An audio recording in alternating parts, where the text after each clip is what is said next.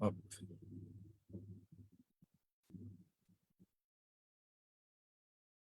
Ça y est, on est arrivé sur Facebook.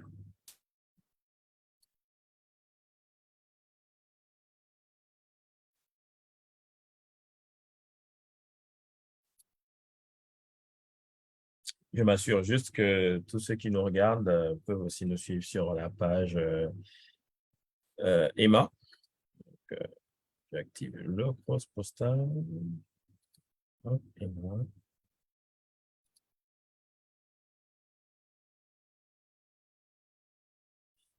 Et normalement, ça y est, on est sur les deux pages.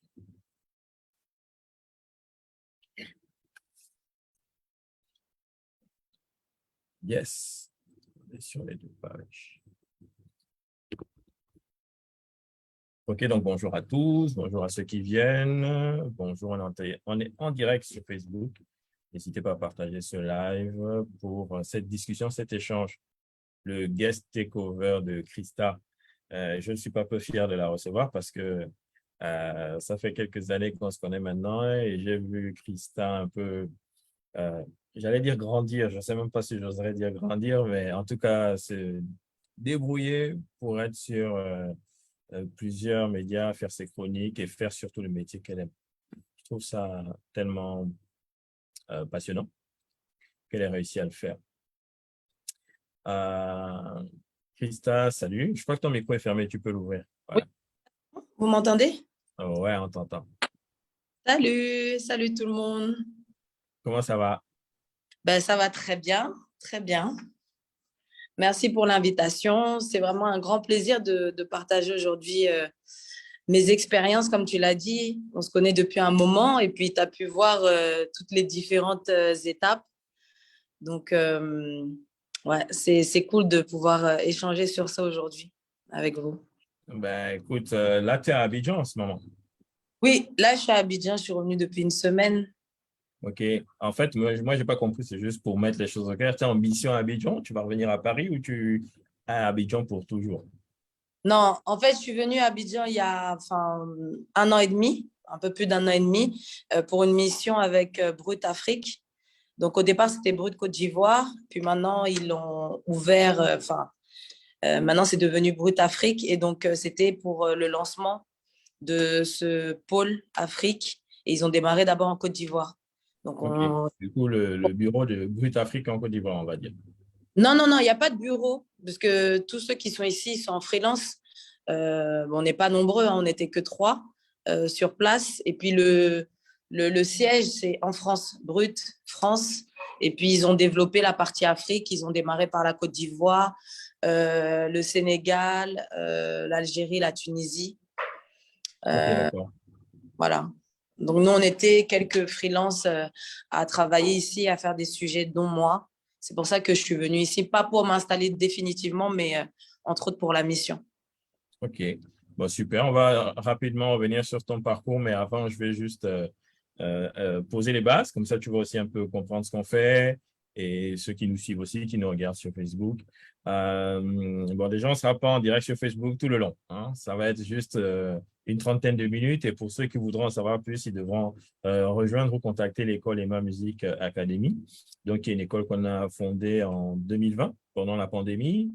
On s'est dit qu'il fallait qu'on ait des représentants de la culture, du journalisme, des managers, des professionnels des métiers de la musique qui soient formés et à qui on peut transmettre notre savoir. Parce qu'on se disait qu'un jour ou l'autre, le confinement allait finir et qu'on allait avoir besoin de personnes qualifiées pour faire ces métiers qu'on aime, autant toi que moi.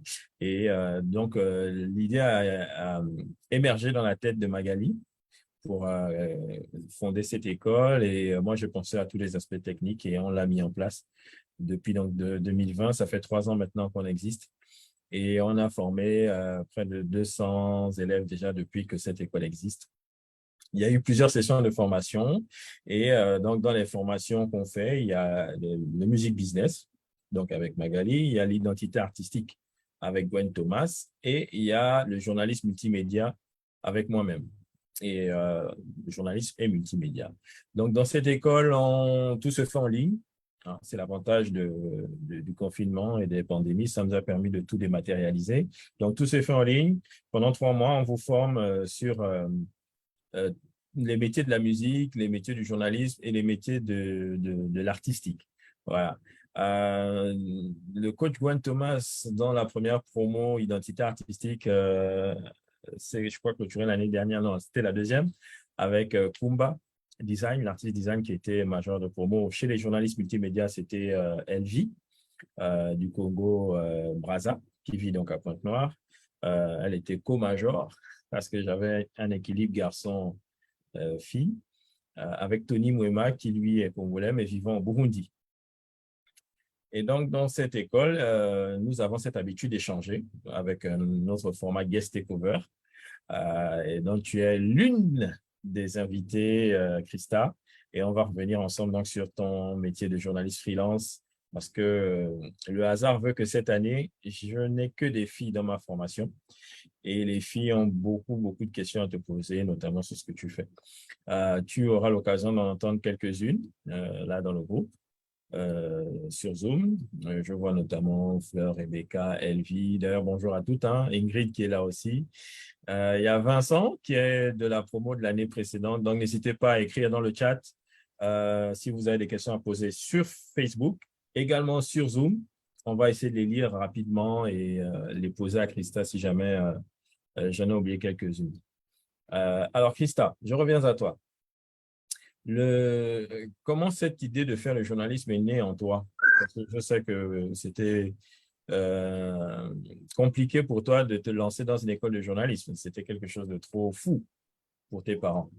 Ouais, en fait, bon, déjà, moi, j'ai toujours aimé suivre le journal, j'ai toujours aimé, j'ai toujours été curieuse. Donc, poser des questions, savoir pourquoi, comment, etc. Donc, j'ai toujours été attirée généralement par la communication dans tous les sens. Maintenant, c'est vrai qu'au niveau de l'orientation, à un moment donné, je voulais vraiment me diriger dans une école de journalisme, mais les parents, à la fois, bon, il y a le côté budgétaire. Là, c'est moi-même qui me posais cette question. Est-ce que je vais tenter le coup en me mettant cette pression? Parce que à l'époque, en tout cas, les écoles de journalisme à Paris et les bonnes écoles étaient très chères. Et puis, à l'époque, il n'y avait que 6 chaînes, en tout cas. Moi, quand je suis arrivée en France, j'ai connu 6 chaînes principales. Et dessus, il n'y avait pas de représentation noire. Donc, quand on pensait journalisme, on ne pensait pas forcément, en tout cas plus jeune, moi je pensais à Claire Chazal, à toutes les émissions télé que je voyais sur mon écran. Et je ne pensais pas forcément, bon, aujourd'hui il y a le digital, mais avant ce n'était pas ça. C'est vrai qu'il y a aussi la presse écrite, etc. Mais d'emblée, c'était le journal télé. Et là, en tout cas, nous, Noirs, nous, Africains, on n'était pas représentés. Du coup, ça semblait fou. Hormis le côté financier, ça semblait fou de se dire, mais même si je fais des études dans ce domaine, comment je vais y accéder? Parce que ensuite, en côtoyant plusieurs personnes, j'ai fait même une première année, justement, après mon bac en information communication à la fac. Bon, là, c'était la fac. Moi, c'est pas trop mon truc parce que c'est vraiment tout le monde électron libre, etc. Tu sais vraiment pas comment tu vas. Enfin, c'était un peu trop flou pour moi, ce cursus. Et en parlant, en tout cas, avec mes professeurs ou les personnes autour de moi, déjà, rien que trouver un stage, c'était compliqué. Et je comprenais clairement qu'il fallait du réseau. Je comprenais clairement que si tu n'avais pas quelqu'un qui pouvait t'ouvrir la porte, avoir les contacts peut-être des parents peut-être dans ce domaine ou des parents qui connaissent des gens dans ce domaine, ça allait être compliqué. Et moi, en tout cas, ma mère, elle est auxiliaire de vie, elle côtoie les personnes âgées. Bon, il y a toujours moyen d'avoir des contacts, mais bon, c'est vraiment pas son domaine. Donc, J'ai découvert quand même que tu étais l'aîné de ta famille. oui, exactement. Du coup, Voilà. pour Et l'aîné, il y a plus de pression. exactement, c'est une pression parce que ben, du coup, tu te dis, bon, on compte d'abord sur moi, il faut être l'exemple. Et si je prends un chemin qui ne mène à rien, c'est compliqué. Du coup, après cette première année à la fac en information communication, j'ai stoppé et je me suis redirigée vers un BTS en négociation et relations clients. Donc vraiment, pour moi, c'était une valeur sûre. Bon, au moins, tu sors de là, tu as un taf peu importe où, enfin, le commerce, le commercial, la relation client, il y en a partout. Il y a de Et la puis, communication dedans. voilà, et il y a de la communication dedans, il y a toujours ce côté relationnel. Donc, je me suis dit, bon, je garde ce petit truc et j'ai validé mon BTS et puis je suis repartie quand même dans des études de communication parce que j'ai fait une licence pro en technique de communication justement. Donc là, à l'époque, c'était toujours à l'université, mais c'est 1 an d'études et en même temps, tu fais un stage ou de l'alternance. Donc, c'est ce que j'ai fait. Et par la suite, ben, j'ai continué, mais maintenant en Angleterre, après ma licence. J'ai fait toujours dans la communication. Là, c'était des études de PR, donc public relations, attaché de presse, etc. Bon, c'était plus global, mais c'était dans l'idée de toujours faire un peu de communication. Mais le motif, en tout cas, de mon départ en Angleterre, c'était d'améliorer mon anglais. D'accord, tu es Donc, arrivé donc en Angleterre pour améliorer ton anglais. Et voilà. à côté de ça, tu avais toujours envie de rester dans la communication, le métier que tu aimes. Exactement. En fait, je me suis dit, bon, pour justifier aussi mon départ, il fallait expliquer, il faut donner des raisons aux parents. Moi, j'ai dit à ma mère, voilà, moi, je veux améliorer mon anglais. Maintenant, je ne veux pas juste partir à Londres comme ça, parce que c'est le meilleur moyen de partir et de ne rien faire, d'être dans la fête, etc. Moi, en tout cas, moi, j'aime un peu me donner un cadre. Et donc, je me suis dit, c'est mieux que je m'inscrive dans une école, comme ça, je n'ai pas le choix. Je m'inscris, je paye l'école parce que c'est payant de toute façon. Tu payes et ça te force à aller jusqu'au bout. Donc, parce que j'ai une amie avec qui je suis partie, par exemple, elle est partie sans s'inscrire dans une formation ni rien. En plus, notre anglais, il n'était pas top au départ. C'est difficile de trouver du travail. Du coup, tu te décourages très vite. L'Angleterre, il pleut. Au début, C'est tu connais froid. personne. Comment il fait froid, voilà, c'est un peu gris, mais il y a une très bonne ambiance. Moi, en tout cas, c'est soit tu aimes, soit tu n'aimes pas, mais moi, j'ai aimé. Mais en tout cas, tu peux très vite te décourager si tu n'as pas quelque chose qui te retient. Donc, je me suis inscrite dans cette école de communication, enfin, business school, et j'ai fait l'option communication, public relations et marketing. OK. Donc, voilà. Donc, À partir de là, à quel moment tu as fait la transition vers tes premiers amours, la radio, les médias? Alors, pas tout de suite, parce que du coup, j'ai fait 1 an et demi à Londres. Je suis repartie en France. Euh, enfin, je suis repartie en France parce que, bon, même si mon anglais avait évolué, c'était pas facile de trouver quand même un vrai boulot d'emblée. Donc, je suis rentrée en France. Je me suis inscrite, bon, même trouver du travail aussi en France dans le domaine que tu aimes. Bon, moi, à ce moment-là, c'était pas forcément que le journalisme. C'était même pas vraiment le journalisme. C'était travailler dans la communication, dans le marketing. Juste avant de partir à Londres, j'avais fait un stage chez Trace TV.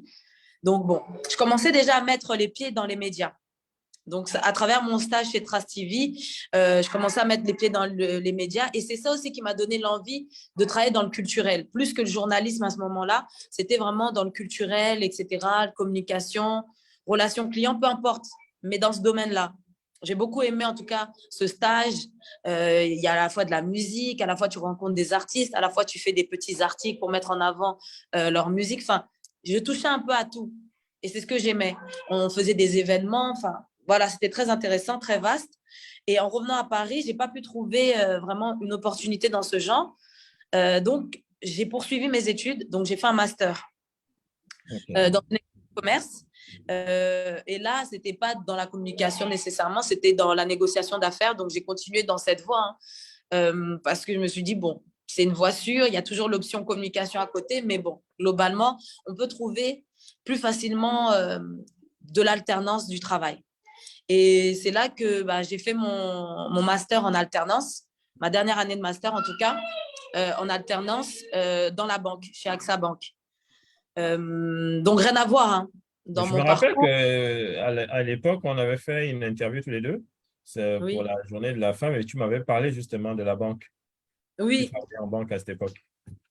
exactement. Mais moi, je travaillais en banque parce que souvent, quand tu dis quand tu travailles en banque, les gens ils pensent que tu es banquière ou que tu gères les comptes, etc. Après, il y a plusieurs domaines et justement, j'étais dans la partie un peu communication interne des produits qui mettaient en avant auprès des conseillers. Donc, ça restait quand même pour moi La attrayant. communication. Comment? C'est toujours la communication de toute façon. Voilà, c'est toujours la communication. Et il y avait toujours ce relationnel parce que justement, on devait trouver des manières de challenger les conseillers, faire des événements pour justement les booster, trouver des cadeaux, etc. Donc, c'était vraiment pour moi aussi un autre domaine, mais toujours la communication, toujours de la relation client, toujours, voilà. Est-ce un métier difficile? J'ai vu une question. Une question qui est tombée, ouais. Oui. Alors, je ne sais pas si elle demandait exactement si le métier que tu faisais dans la banque était difficile ou si elle est en train de poser, parce qu'il y a plusieurs questions qui sont arrivées en même temps. Et donc, on va avoir le temps de les traiter de toute façon, t'inquiète pas. D'accord. Donc, dans tous les cas, là, moi, je parle aussi de cette expérience parce que c'est vrai qu'on parle de communication. Là, aujourd'hui, je suis dans les médias. Mais par exemple, avoir travaillé dans la banque, ça a été aussi une expérience très riche. Et c'était pas… Tu peux travailler dans la communication, tu peux même travailler dans la relation presse, mais pas forcément dans les médias, pas forcément dans la presse. Tu peux travailler dans d'autres domaines, mais toujours en faisant ce que tu aimes. Et là, en tout cas, moi, j'ai aimé cette expérience. J'ai été agréablement surprise parce que je pense que le tout, et ce que vraiment, moi, je retiens de toutes mes expériences, des fois, c'est pas que l'entreprise dans laquelle tu travailles, c'est les personnes avec qui tu es. Les personnes avec qui tu travailles qui te donnent aussi l'envie de travailler. C'est les personnes que tu rencontres qui te donnent des opportunités. Et voilà, c'est ce que moi, en tout cas, jusque-là, je pourrais dire de mes expériences. Moi, je retiens de ce que tu nous as un peu raconté ton parcours, c'est que très tôt, tu étais déjà conscient du côté 360 de la chose, du métier de la communication. Tu savais qu'il fallait être polyvalente, savoir écrire, savoir parler, savoir tourner, savoir monter. Et tout ça, en fait, tu le savais, mais sans en avoir conscience, je pense. Exactement, c'est vraiment ça, c'est que je le savais et du coup, j'ai un peu, à travers mes expériences, collé tous ces morceaux.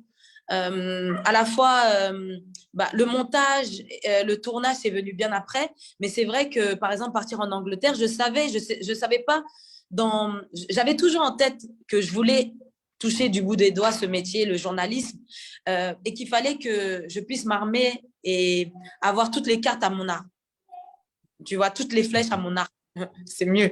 Voilà. Donc, que ce soit l'anglais, que ce soit même travailler à la banque pour avoir un aspect de la communication dans un domaine différent, mais toujours pouvoir toucher voilà, ce domaine-là de différentes manières et apporter cette expérience plus tard, au moment où je serai prête ou au moment où j'aurai l'opportunité de vraiment travailler dans le domaine que je souhaite. Je pense que voilà, j'ai raccordé tous ces morceaux parce que je savais que plus tard, ça allait me servir. Et du coup, c'est là, quand je travaillais justement chez AXA Bank, ils m'ont gardé par la suite. Après mon alternance, ils m'ont gardé. J'ai travaillé quasiment 2 ans en contrat chez eux. Et c'est là, vu que j'étais plus libre financièrement, là, j'avais mon salaire chaque mois, etc. Je me suis dit, maintenant, je vais faire ma petite formation. Là, c'est pas papa, maman qui va financer ou qui devra me donner son accord. Moi-même, aujourd'hui, je travaille, je vis encore chez mes parents. Je suis capable de mettre tant de côté pour ma formation. Et c'est là que je me suis inscrite dans une formation d'audiovisuel. Donc, ça s'appelle l'ACAD. Je ne sais pas si vous connaissez, je ne sais pas si tu connais. Moi, non, mais on recherchera. Ils vont faire les journalistes et ils vont chercher. D'accord. Ça s'appelle l'ACAD. C'est un monsieur justement qui a beaucoup travaillé dans le journalisme, avec les médias, avec des personnalités en tant que consultant, etc. Donc, il s'y connaît très bien. Il partage son expérience. Il a créé cette école justement qui n'était pas très chère pour moi en tout cas, et qui me permettait de continuer de travailler parce que la formation se faisait tous les soirs en fait, enfin, 3 fois par semaine et le soir. Donc après le travail, moi je courais, je prenais ma voiture et je me rendais là-bas. Et c'était 3 heures un peu de formation à la fois pratique parce qu'on travaillait sur un plateau télé, on préparait des chroniques, on les présentait aux autres élèves et justement à Richard Joffo. Et c'était tous les jours? Non, c'était 3 fois par semaine. Ok, je connais Richard Joffo. Voilà, tu connais Richard Joffo? Ouais, ouais, et on a fait des choses chez RFI ensemble. Voilà. Donc, c'était 3 fois par semaine, le mardi, le jeudi et le samedi matin. Et du coup, ça me permettait vraiment de continuer à travailler normalement et juste profiter de cette formation le soir et le week-end. Et pour moi, c'était accessible pour moi financièrement. Et en même temps, euh, pour moi, vraiment, j'avais conscience aussi. Il y a d'autres écoles hein, de journalisme. Il y a vraiment. Là, c'était pas une école de journalisme, c'était une école d'audiovisuel. On apprend des bases. C'est pas. Je pense que en allant dans une école de journalisme, c'est beaucoup plus développé. Ouais. Mais stratégiquement, moi maintenant, enfin là, c'est vraiment aussi une façon de penser que j'essaye aussi de transmettre. Moi, je me suis dit en rentrant dans cette école, euh, et comme je l'avais appris précédemment dans la première année quand j'ai fait de l'information communication, il faut un réseau. Et pour moi, l'objectif aujourd'hui, quand on va dans une école, là aujourd'hui vous êtes dans cette école Emma, c'est aussi de vous faire un réseau. Et je me suis dit, peu importe ce que je veux faire, si demain je veux rentrer dans une école de journalisme, enfin si je veux faire du journalisme, rentrer dans un média ou peu importe, il faut que j'ai un réseau. Mhm. Alors, à travers cette école, j'ai essayé de me faire ce réseau. J'ai essayé de rentrer en contact avec les gens qui ont la même passion que moi. Parce que ce soit les élèves, que ce soit Richard Joffo, on s'apporte les uns les autres. Parce que autour de moi, à part ça, moi, il y avait personne, enfin, de mes amis, il y avait personne qui était dans ce domaine, etc. Je côtoyais pas des gens de ce milieu. Donc, comment rentrer dans ce milieu? C'est déjà de rentrer peut-être dans une école, de côtoyer ces gens-là, de côtoyer des personnes qui ont la même passion. Et donc, après, je pense que il y a le travail, il y a le talent, il y a la chance. Après, si vous êtes croyant, il y a Dieu hein, aussi. Mais là, moi, je dirais aussi, il y a eu beaucoup de chance. Je l'ai provoqué, mais dans cette école, en fait, c'est là où j'ai eu ma première opportunité. C'est-à-dire que c'était un soir, j'avais préparé une chronique depuis 2 semaines en plus. Et voilà, Richard Geoffroy, en fait, il faisait passer les gens de manière aléatoire. Les 2 semaines précédentes, je n'étais pas passée. Pourtant, j'avais ma chronique qui était prête. Et ce jour-là, il y avait le directeur de Vox Africa, OK. Olivier Onogo, qui est Mhm. venu passer en fait dans les locaux parce qu'ils allaient ouvrir la chaîne en France et ils recherchaient en fait 2 animateurs. Et ce soir-là, c'est mon tour de passer. Par hasard, lui, il est arrivé. J'avais un autre collègue aussi, un camarade de classe avec qui on était sur le même plateau et on faisait nos chroniques. Et il a aimé. En fait, il a vraiment validé, enfin, il a eu un coup de cœur en fait pour tous les deux. Et donc, il nous a parlé sur le côté juste après le cours. Et c'est là en fait que l'aventure a commencé avec Vox Africa. Peut-être 1 mois ou 2 mois après, ben, on a commencé à travailler avec eux. Et ce, pendant 1 an. Je faisais en fait tous les samedis, on allait là-bas, on tournait les émissions. Et c'était l'émission Vox Parade.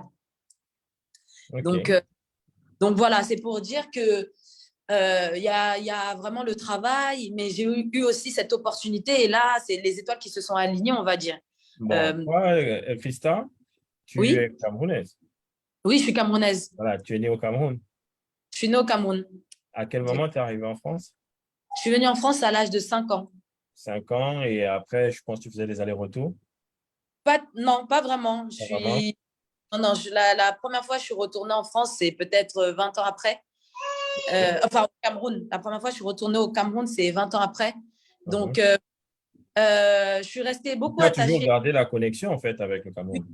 oui, j'ai toujours gardé la connexion parce que chez moi, ben, on n'est pas déconnecté. Ma mère, elle parle Douala, mes tantes sont là, mes copines, j'ai beaucoup de copines camerounaises aussi. Enfin, et puis je suis attachée en fait à mon africanité. Mhm. Euh, le plus d'avoir grandi aussi en France, c'est que moi, mes meilleures potes sont maliennes, guadeloupéennes, martiniquaises, togolaises, sénégalaises. Et du coup, moi, j'ai grandi en banlieue, dans le 93, à Pantin. Enfin, il n'y avait que ça au départ. Puis après, j'ai déménagé, j'habitais ailleurs dans le 93, mais là, c'était beaucoup plus des Caucasiens, beaucoup plus des Blancs quand j'étais au lycée. Je suis tombée dans une classe en terminale, j'étais la seule noire en plein 93. Et je pense que tout ça a fait que ça m'a encore rattachée à ma culture. Mhm. Parce que même dans le métier que tu pratiques aujourd'hui, c'est toujours côté culturel, mais Oui, afro, tu vois, effectivement. comme avec Niggas with NWE. Voilà, Niggas with Enjoyment. Même, enfin, en fait, avec tous les médias avec lesquels j'ai travaillé, c'est toujours cet aspect-là que j'ai mis en avant. Après, c'est un choix aussi parce que moi, je me suis toujours dit, il faut se spécialiser. C'est quoi ma force? C'est quoi ta force? Je vais vous donner l'exemple quand justement on a démarré chez Vox Africa. Et ça, c'est vraiment quelque chose que vous qui êtes là, élèves, et que vous aspirez à ce métier, il ne faut pas se laisser tenter juste parce qu'on veut être sur les feux des projecteurs, juste parce qu'on a une opportunité, juste la saisir pour la saisir. Moi, j'ai démarré chez Vox Africa avec mon camarade qui lui, en fait, parce que l'émission qu'on présentait, Vox Parade, c'était une émission, bon, déjà Vox Africa, c'est une chaîne africaine. On mettait en avant des personnalités africaines, des artistes. Et cette émission, chaque samedi, en fait, on invitait des artistes ou des personnalités pour venir nous parler de leur musique. Et donc, il faut aimer ceux dont tu parles. Il faut aimer cette culture, il faut aimer le sujet que tu traites. Mon camarade à l'époque, là, je parle pour vraiment donner cet exemple. Je pense qu'aujourd'hui, et même j'en avais parlé avec lui à l'époque, il en avait conscience parce que c'est pas ce qu'il aimait en fait. Lui, il aimait le sport. Lui, c'est un fan de foot. Ce jour-là, il a eu la chance parce que il avait le physique, parce que le journalisme, en tout cas dans les médias, dans la télé, il faut aussi avoir c'est aussi un métier de présentation. Ouais, il faut Donc, être vu. comment? Tu dois être présentable. Voilà, il faut être présentable ou en tout cas, il faut coller physiquement peut-être à ceux que le producteur, la production, la personne qui vient vers toi recherche. Et ça passe aussi par le physique, même si tu peux avoir les compétences. Il y en a, ils ont les compétences, mais malheureusement, ils n'ont pas le physique adéquat. Et là, lui, il avait le physique, il avait la personnalité, mais c'était pas son truc. Ça fait que ça se ressentait quand on faisait les émissions. Ça se ressentait quand il parlait, quand il posait des questions aux artistes, parce qu'ils ne connaissaient pas, en fait. Ils pouvaient se préparer, mais c'était pas fluide, parce que lui, son truc, c'était le sport, c'était le foot.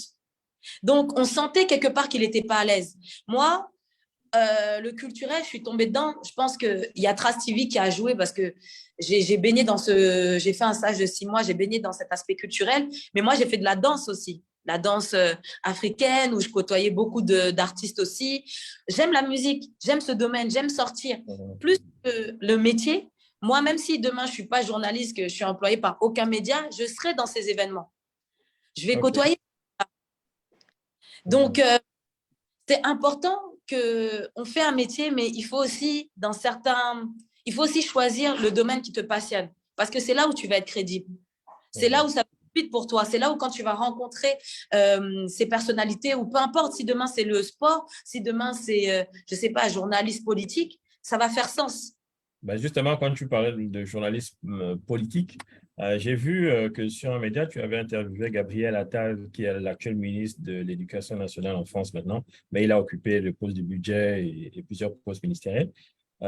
Comment s'est fait en fait cette interview? C'était pourquoi exactement? Alors, c'était à la suite d'une bavure policière à l'époque.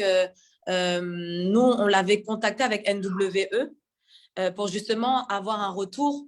À l'époque, C'était en c'est 2020, c'est ça, après l'agression du producteur de Mazava, exactement, c'était ça en fait. Et du Michel. coup, bah, ils ont accepté de nous recevoir parce que lui aussi, il était dans cette lancée où il voulait toucher la jeunesse et à travers différents canaux. Du coup, pour moi, en le contactant, je ne faisais pas de la politique. Pour moi, je reste dans mon domaine.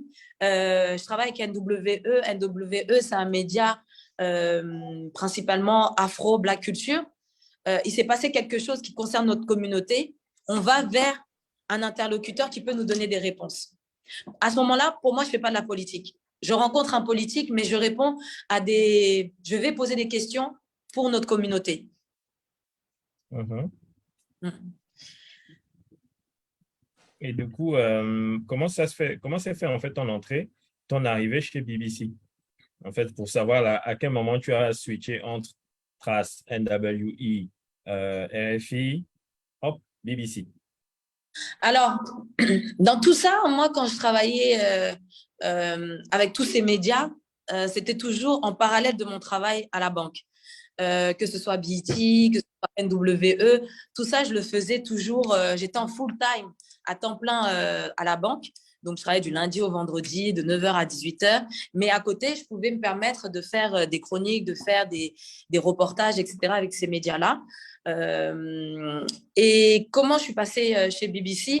À un moment, mon contrat s'est terminé chez AXA Bank et je me suis lancé ce défi parce que, bon, moi, comme j'ai vécu à Londres pendant un moment, je retournais souvent, je faisais des allers-retours et j'avais quand même en tête, parce que l'idée à chaque fois que tu travailles chez un média, quand tu travailles chez un média ou quand tu travailles quelque part, c'est te donner aussi un prochain goal. Et moi, mon goal, je me mettais comme ça par visualisation. Je me disais, bon, là, j'ai travaillé chez NWE, j'ai fait BET. Même si je reste Il y freelance. a ta fille qui nous fait coucou, hein, je dis Oui, ça. oui. Donc voilà, là, en même temps, ça vous donne vraiment l'exemple, être journaliste, être femme, c'est ça. Donc voilà, l'idée, c'était à chaque fois de me dire what's next. Parce que l'avantage d'être freelance, c'est que tu peux choisir quand est-ce que tu travailles, quand est-ce que tu proposes des sujets, etc. Mais l'inconvénient, c'est qu'il n'y a rien de stable, en fait. Ça veut dire, on peut faire appel à toi aujourd'hui et pendant 3 mois, personne ne te calcule. Donc, c'est pour ça qu'il était important pour moi et j'ai eu la chance que plusieurs médias me fassent confiance à peu près en même temps. Et la chance, c'est aussi parce que ces médias-là, ce n'étaient pas des médias concurrents. NWE, c'est même pas, à la base, ce n'était pas un média. C'est ma participation qui en a fait un peu, qui a donné un peu le côté journalistique parce qu'eux, ils repartageaient du contenu. Ouais, c'était une communauté. Voilà, c'est une communauté, ils repartagent du contenu. Donc, moi, je suis venue avec ce plus où j'allais faire peut-être des interviews. Je suis partie à Afro Nation, j'ai fait mon petit vlog. Eux, ils repartagent, etc. Donc, je suis devenue un peu la figure. Et comme les gens savent que je suis journaliste, il y avait ce côté, cette touche. Mais eux, ce n'est pas un média journalistique en tant que tel. Après, il y avait BET, voilà, RFI, qui est une radio avec l'Audicia, où j'ai fait quelques chroniques. Mais voilà, ce n'était pas des concurrents. Et puis, j'ai fait ça de temps en temps. C'est peut-être, ils me voient beaucoup actif parce que je sais communiquer. Je sais communiquer. Je pense que c'est aussi la clé aujourd'hui, enfin, vous qui êtes étudiant, c'est se dire que si on ne vient pas à vous, il faut savoir aussi, entre guillemets, se rendre visible. L'opportunité n'est pas tout le temps, mais à un moment donné, on a la chance aujourd'hui, il y a Instagram, il y a Facebook.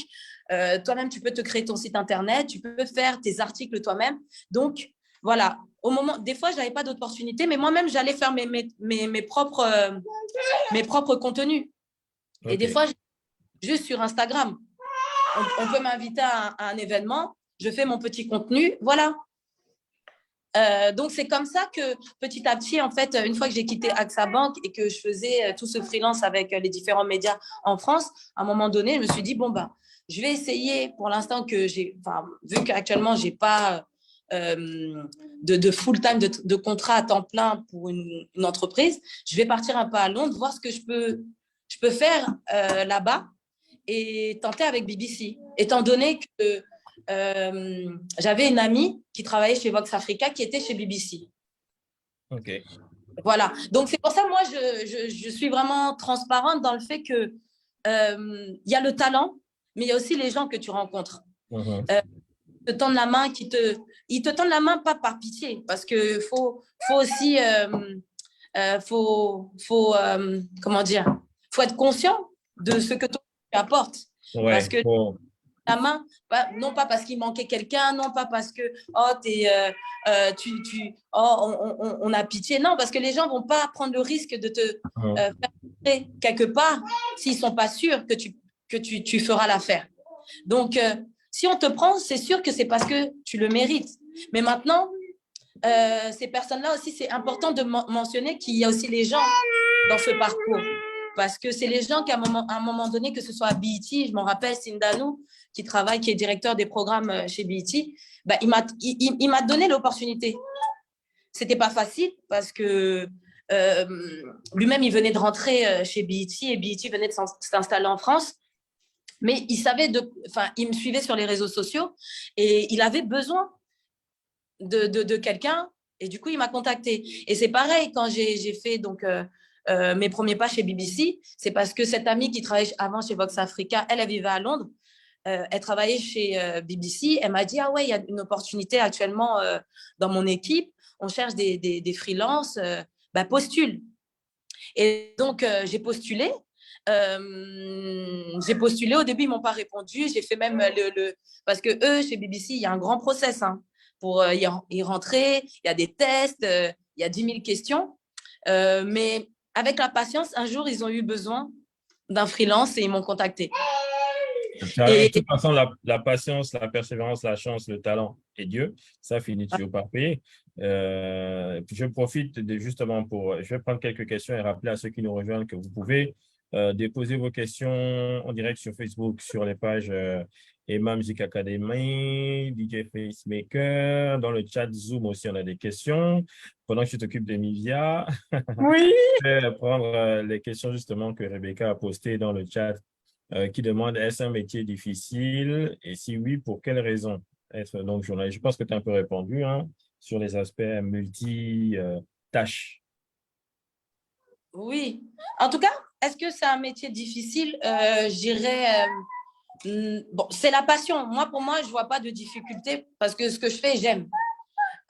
Pour moi, c'est un challenge. Donc, si tu aimes ton métier, il n'y a pas de difficulté. Maintenant, c'est d'avoir ces opportunités qui sont difficiles, c'est d'avoir cette résilience, c'est d'avoir cette patience. C'est des fois, des fois, il n'y a rien en fait. Il n'y a rien qui se passe. Toi, tu veux, tu es capable, mais il n'y a rien pour toi à ce moment-là. Et des fois, tu te remets en question. Et c'est là que c'est difficile. C'est plus des aspects qui sont hors métier parce que pratiquer le métier en lui-même, c'est pas ce qui te dérange le plus. Non, le métier en lui-même n'est pas difficile. Après, il faut avoir des compétences. Bien sûr, dans tous ces médias, j'ai eu à faire différentes missions et à toucher le métier de journalisme de manière différente. Si on parle du métier en lui-même, la difficulté, bon, c'est pas une difficulté, c'est qu'il faut savoir se renouveler. Il faut savoir suivre, en tout cas suivre l'actualité, suivre ce qui se fait. Selon le média avec qui tu travailles, il faut comprendre l'identité du média et apporter un plus. Si par exemple je travaille avec par exemple NWE, en tout cas c'est vrai que NWE c'est pas un média en tant que tel, mais j'ai beaucoup appris avec eux parce que eux c'est une plateforme qui est vraiment dans ce qui se fait. Ça veut dire eux ils sont dans les chiffres, ils veulent des vues, ils veulent c'est pas le buzz, mais il faut que ça impacte. Ça veut dire que ça m'a donné comme, ce que j'ai retenu en travaillant avec eux et je continue à travailler avec eux, c'est qu'il faut faire, en tout cas, il faut arriver à capter ce que l'audience va aimer, ce qui va faire qu'ils vont s'arrêter, ce qui va captiver leur attention. Moi, je tire un grand chapeau à Hugo, le créateur de NWE, parce qu'aujourd'hui, il y a plus de 4 millions de followers sur la page et il arrive toujours à trouver la vidéo qui va faire des millions de vues. Et en tant qu'aujourd'hui journaliste, et plus que journaliste, on est des créateurs de contenu, il faut savoir trouver le truc qui va faire que les gens vont être captivés. Et quand tu es journaliste, c'est trouver à la fois l'image qui va captiver, le mot, la plume. Il faut avoir ce truc. La chose que les gens vont retenir. Voilà, que ce soit de manière visuelle, que ce soit de manière auditive. Il faut captiver. Il faut savoir faire à la fin une vidéo, un montage, un audio qui retienne l'attention. Aujourd'hui, on n'est plus comme avant, on fait des formats qui durent des 1 heure. On peut faire quelque chose qui dure 5 minutes, mais qui impacte. Exactement. Je vais profiter du fait que Rebecca soit justement dans le Zoom pour lui permettre d'ouvrir son micro et de poser sa deuxième question ou sa troisième question. Hein. Rebecca, n'hésite pas à ouvrir ton micro. Je vois aussi que Vincent a écrit dans le chat. Alors, Vincent, c'est un promotionnaire justement du journalisme multimédia qui vit à Dakar. et où il se passe énormément de choses en ce moment, justement. Donc, c'est intéressant d'en savoir plus. Alors, est-ce que Rebecca a ouvert son micro? Je ne vois pas sur mon écran de contrôle. Vincent, également, si tu souhaites poser ta question, tu peux ouvrir ton micro et nous en faire part de vive voix.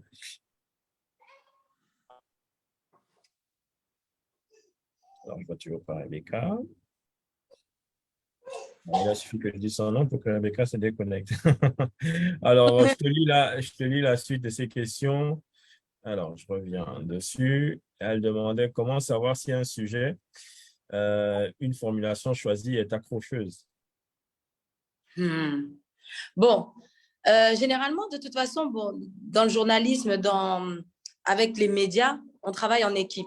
Donc, forcément, toi, tu vas avoir ton idée, mais à côté, tu vas le faire valider peut-être par ta supérieure, par tes collègues, tu vas le faire. Tu vas demander aussi des avis. Mais comment savoir que quelque chose est accrocheur? Est-ce que toi, en fait, il faut se mettre à la place de l'auditeur ou du public, la personne, en tout cas de la cible. Est-ce que toi-même, ça va t'accrocher? C'est ce qu'il faut se poser comme question. Est-ce que toi, quand tu écris ton article, tu choisis ton titre, est-ce que vraiment, en posant, peut-être, tu poses 30 minutes le truc, tu reviens dessus, est-ce que ça t'accroche? Est-ce que quand tu fais ton montage vidéo, tu regardes, est-ce que ça te plaît? Est-ce que ça t'enjaille? Tu vois, moi, c'est le mot. Moi, par exemple, bon, que ce soit pour… parce que tout à l'heure, j'expliquerai avec les différents médias avec qui j'ai travaillé ce que j'ai pu faire. Parce que c'était à chaque fois un peu différent. Mais par exemple, là, ma plus récente expérience avec Brut Afrique, voilà, Brut, on fait des vidéos digitales. C'est des reportages qu'on diffuse sur Facebook et Instagram. C'est des vidéos, on fait peut-être 1 heure ou 2 heures de tournage, mais on garde que 5 minutes. Quand tu fais ton montage, tu gardes que les meilleurs moments. Et moi, quand je fais mes montages, je regarde, il faut que ça m'enjaille en fait. Justement, vu que tu parles de Brut, par exemple, tu as fait récemment un reportage sur le retour de Mokobe et Fally Ipupa. Oui. Ils sont allés tourner leur clip au marché de Trècheville et tu étais avec eux. Comment se passe une journée type, en fait? Tu passes toute la journée sur le tournage ou ça débute vraiment, tu vas les retrouver sur un lieu précis de rendez-vous et tu les accompagnes sur le lieu de tournage. Ensuite, tu participes aussi à la suite des montages, des recherches, pardon.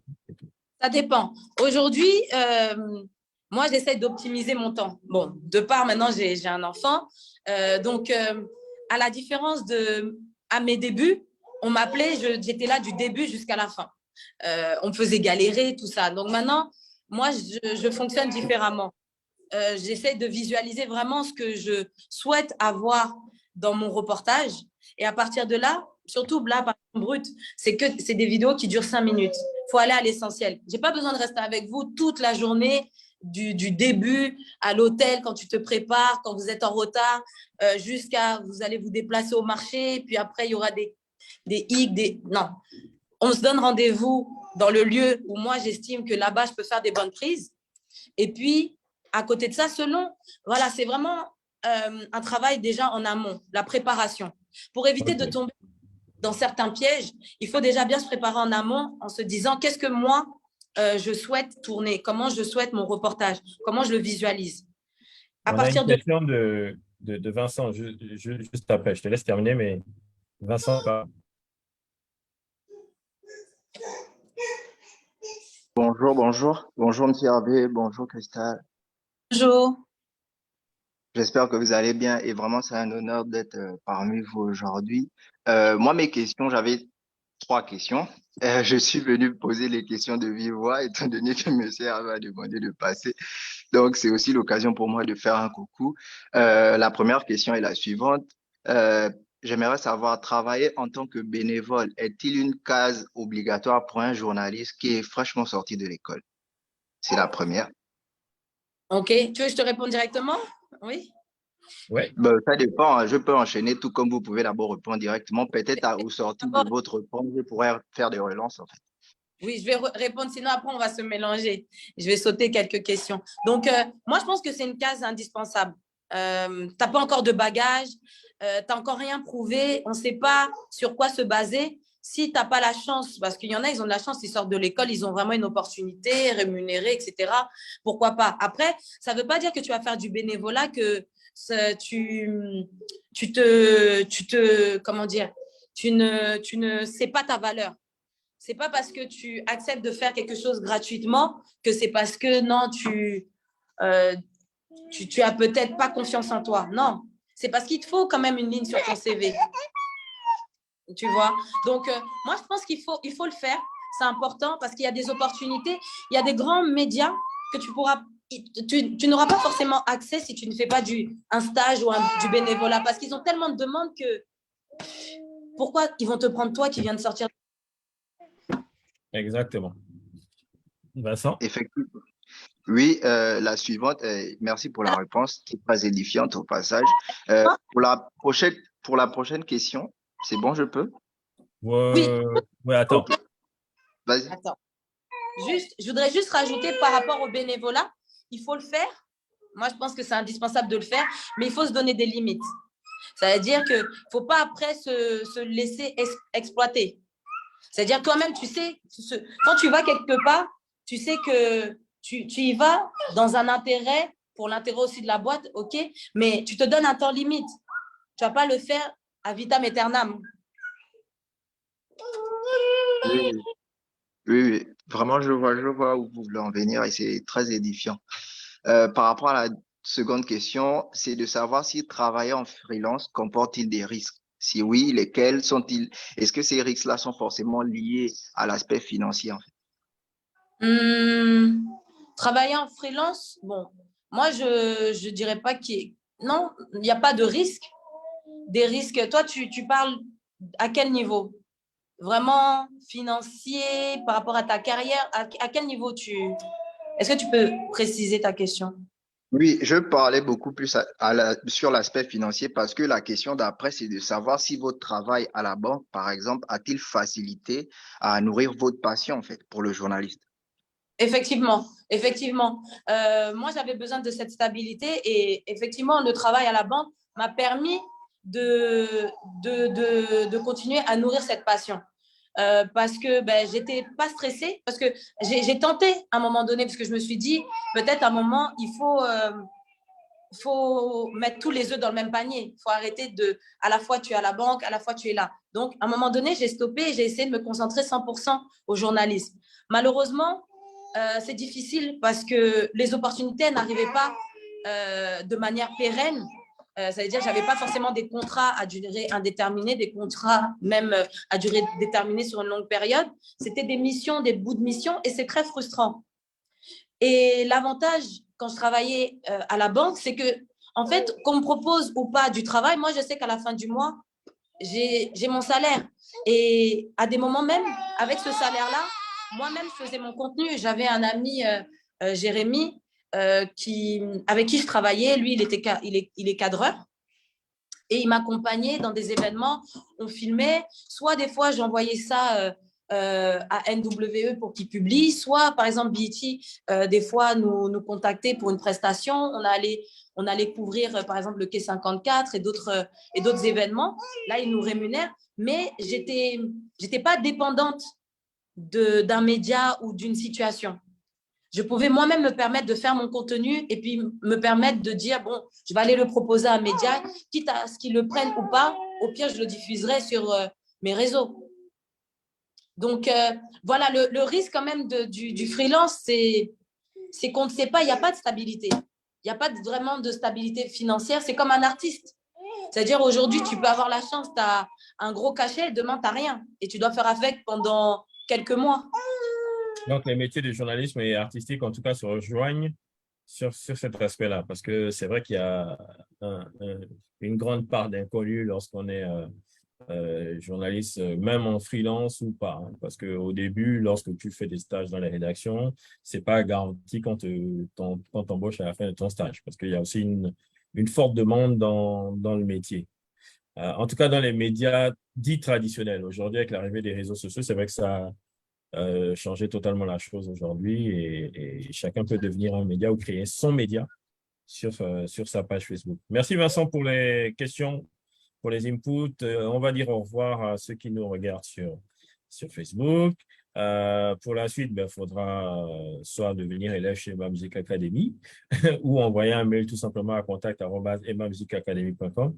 Et nous, on va continuer maintenant un petit peu plus en privé sur Zoom. Donc, on dit au revoir à Facebook, Christa. Au revoir, Facebook.